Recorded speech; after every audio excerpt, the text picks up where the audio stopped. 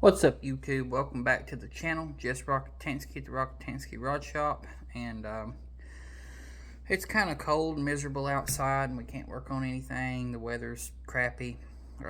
So we're going to do something a little bit different today. I'm going to show y'all my latest purchase. And we're going to look at it and see what we need to do to get it functioning again. So this is a 303 British Enfield. I've always wanted one of these rifles, and Royal Tiger Imports had these on sale Black Friday. C grade, which is not good, but it's complete and it's all there. The bore is just nasty. I'm not even sure that the gun's salvageable. The bore's so bad. And I'm not a gunsmith by any stretch of the imagination. And I'm not claiming to be. But I've worked on a few. And this is probably the worst one I've ever seen. I can't really see if I can get you a light, that way you can see the bore. Yeah, you can see it's rough. There's still rifling in it, but man, it's rough. Like I said, this is probably the worst one that I've ever messed with. And I've wanted one of these rifles for so long.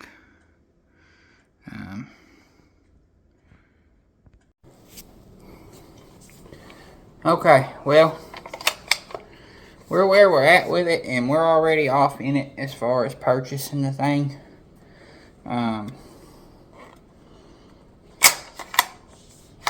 It's got an awesome feeling action on it. It looks so cool. I'm gonna clean this up. We're gonna work on this bore, and I'm gonna clean it up and see if it'll fire. And if it'll fire, then I'm gonna go through the trouble to not restore it, but clean all this layers and layers of gunk off the stocks and clean the metal parts up a little bit.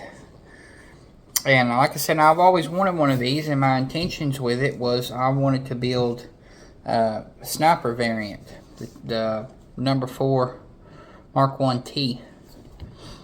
And you can actually order the base and the scope and stuff for it, and the cheek riser. I've always been fascinated with the way they look, and the action on them feels just different than any other rifle. So that's why I wanted one, and I seen this thing, I pulled the trigger on it, and kind of wish I hadn't.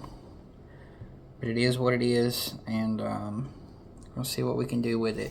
So, like I said, not normally what we work on, and don't judge me because I'm not a gunsmith, but at this point I don't think we can do anything to hurt it. So, let's have some fun. Again, guys, don't judge me. Not a gunsmith. I took this to my gunsmith last night, and he said throw it back in the ocean where it belongs, and pretty much said good luck, buy a better one. So I'm not really hurting it, but here we go. Disassembly time. Let's get busy.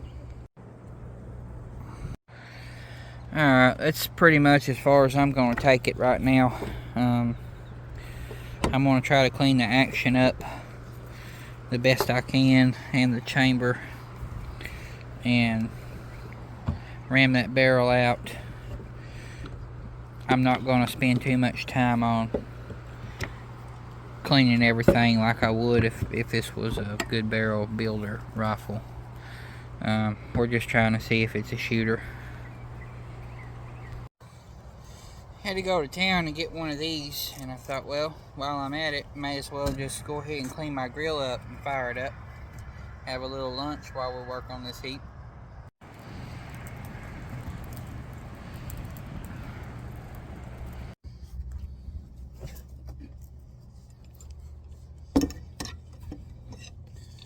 freak out.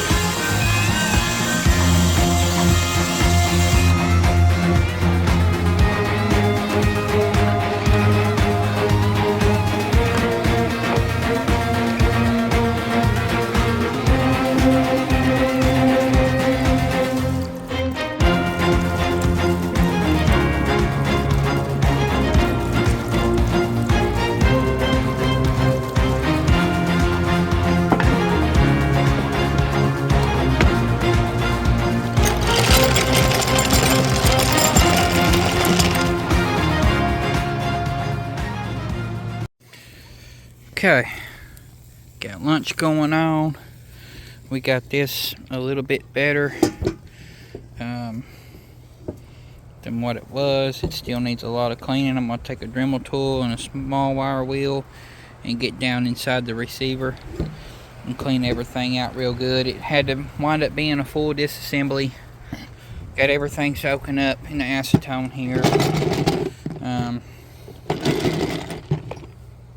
Picked all my stuff up, but we're gonna call it a day and let that soak overnight and then keep working on this a little bit. So yeah, see y'all tomorrow.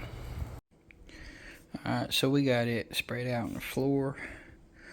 That is a paste that my gunsmith gave me. That's his personal formula, and it's an abrasive, kind of like valve lapping compound. We stir it up good and we work it through the bore. I've got my drill set up with a cleaning rod and this brush, and I ran it down the bore both ways like 6 or 8 times. And now I'm going to take this mop and I'm going to put that paste on it. And this is a 40 to 45 caliber mop, which is a little bit bigger than the 30 caliber rifle, but it's gonna get in there good and really clean it, hopefully. We're gonna try it out.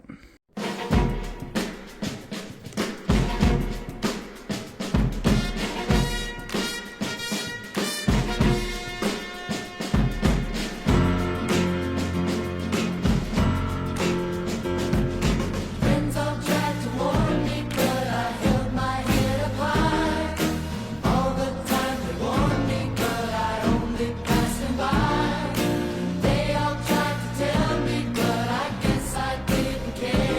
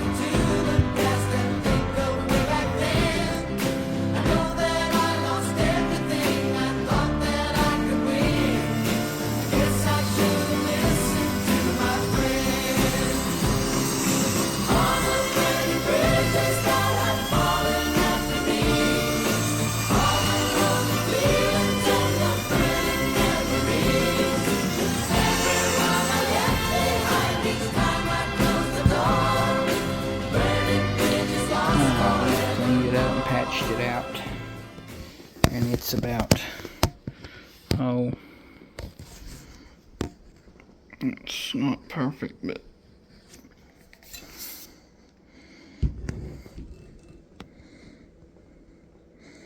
well, it's hard to see in there, but it's dark and it's pitted.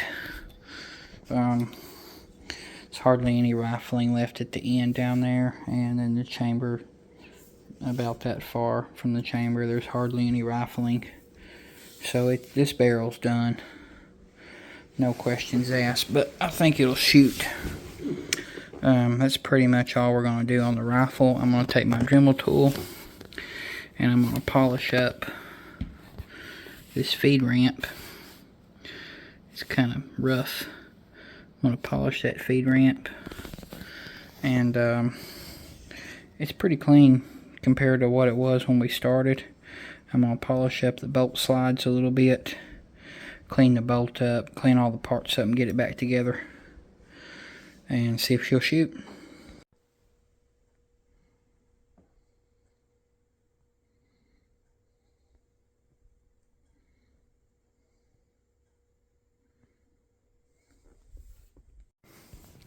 Alright, it's back together.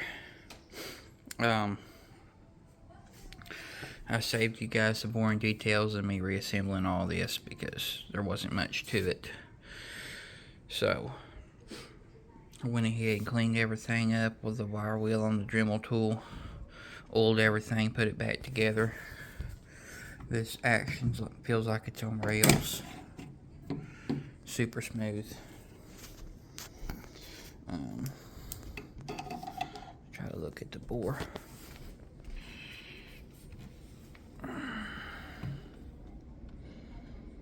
It's not great still, but it's better than it was.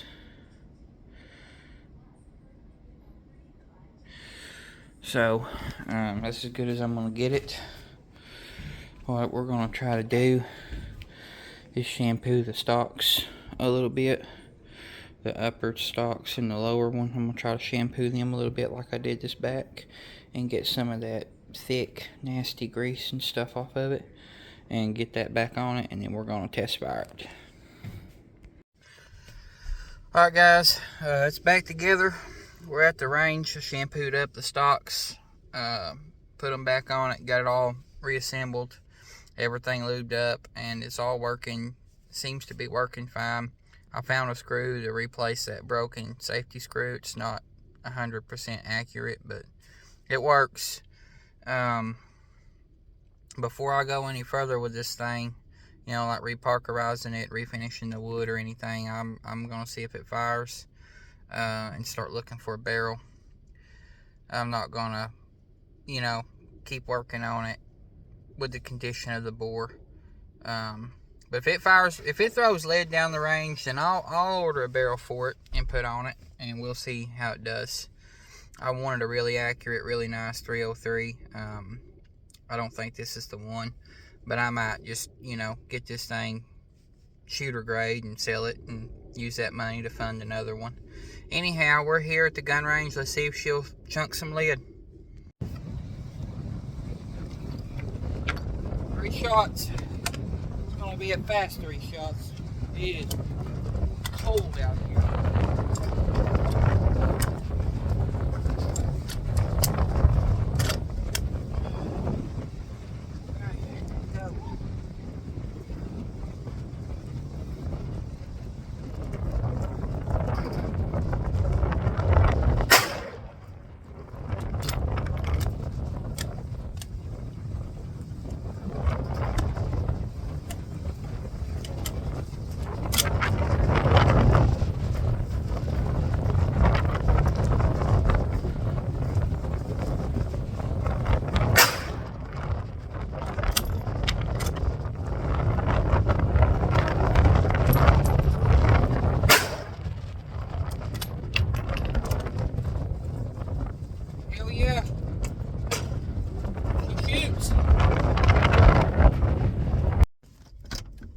Alright guys,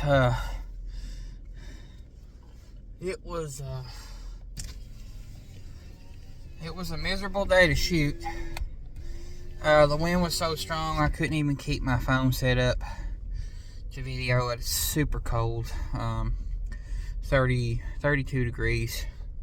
Wind's out of the north, really strong, but we got 3 shots off and it did okay. I didn't set up a target or anything.